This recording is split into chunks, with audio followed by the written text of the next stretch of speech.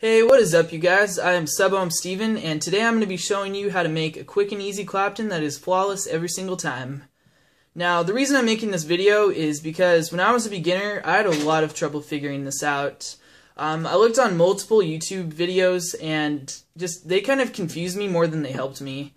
Like, Rip Trippers, for example, he was telling me that I need to wrap it around a guitar wire, then pull the guitar wire out, and then slide my canthal in.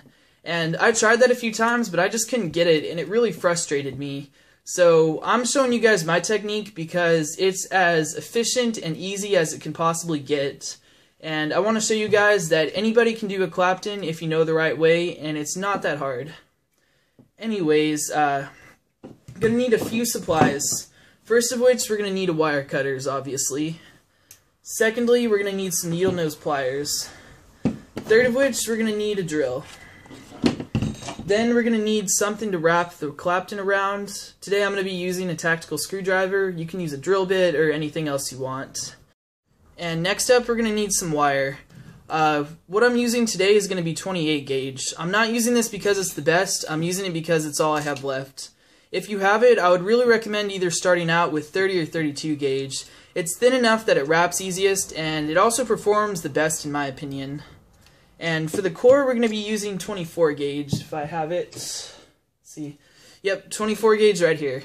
24 gauge seems to perform the best on both mechanical and regulated. You really can't go wrong with it, and it's a really good starting point. Anyways, that's pretty much all you need to know to get started, so let's jump to a macro shot, and I'll show you guys how it's done. Alright, so to get started, you're going to want to cut off about a foot of whatever core you're using.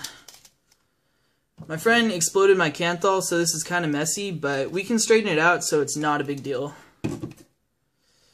Alright, I'm just going to clip this because it's kind of messy. Alright, so to get started, we're just going to put this into the chuck of the drill and get it about as tight as we can get it. Alright, now just take your needle nose pliers and hold it on the end. If it's not gripping very much, kind of just twist the end to the side a little bit and you'll get a nice firm grip. Now just twist it a little bit until it's perfectly straight.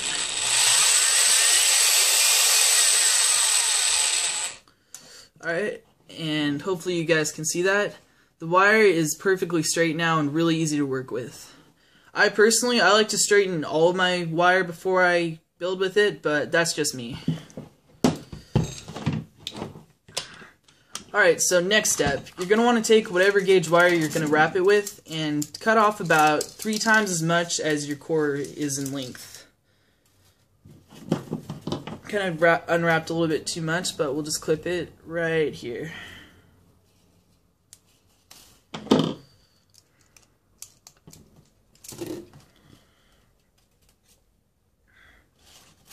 And it's better to cut off too much than too little because it sucks having only part of your clapton done and having to start over because you don't have enough. Alright, anyways, next step, you're going to want to take the end and wrap whatever wrap you're using around it and put it just like that. The reason for this is that it secures it, makes it really easy to deal with, and it also gives the drill something to hold on to. Alright, so now we're just going to put that back into the drill. Make sure it's as secure as possible in there. And now you're ready to wrap it. Oops, it is not as secure as possible. It's off to the side.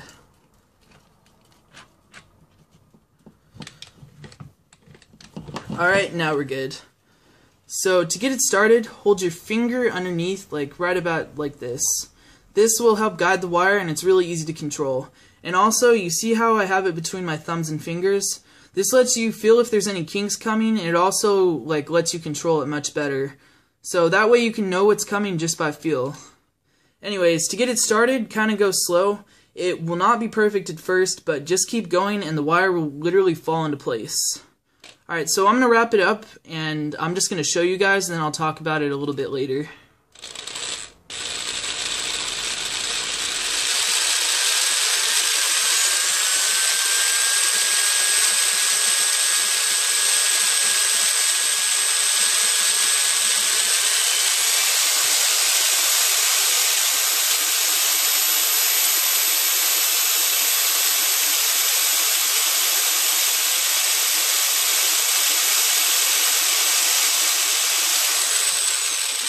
Alright, so I did not cut off enough Canthal for this, but that's okay, you guys kind of get the point.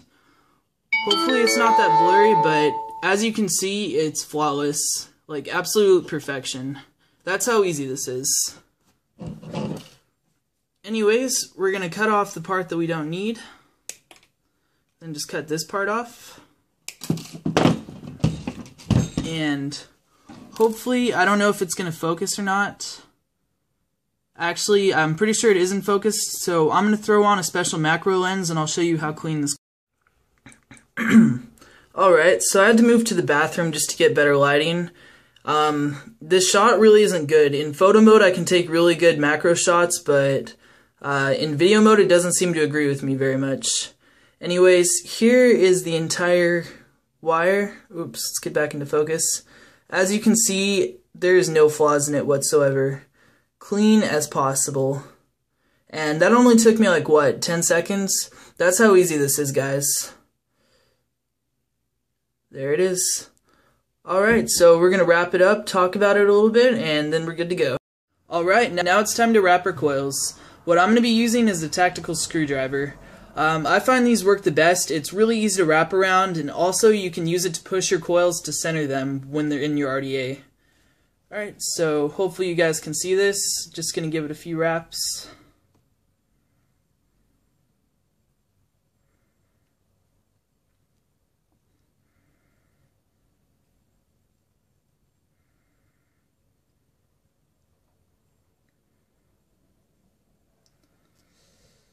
Alright, and hopefully you can see that. Here we have our coil.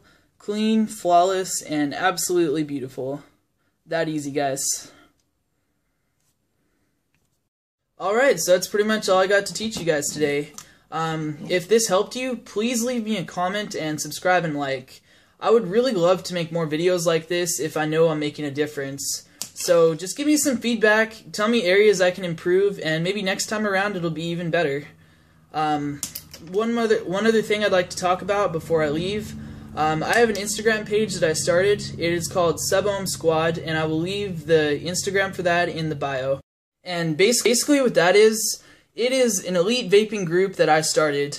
I found the best builders, the best people who do vape tricks, and pretty much just the best of the best on Instagram, and I invited them to join my group. We meet on a secret Facebook group and conspire, share ideas, and get each other motivated to take our game to the next level. So far, it was made about a week ago, and we only have about 300 and something followers, but the guys I'm working with are top of the line. Like, they impress me every single day. They're better than me. I'm trying to get on their level, and I really think it's worth giving a follow. So definitely check that out, guys. Anyways, thank you guys for watching, and I will see you guys later. Peace!